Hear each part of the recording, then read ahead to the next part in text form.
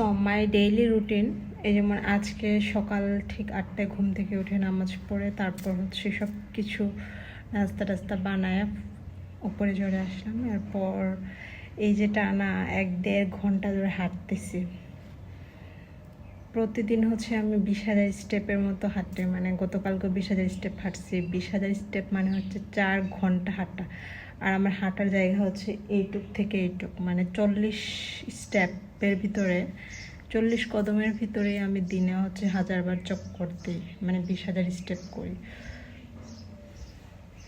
সেটা হচ্ছে আমার ডেইলি রুটিনের একটা ছোট একটা পার্ট সকালের।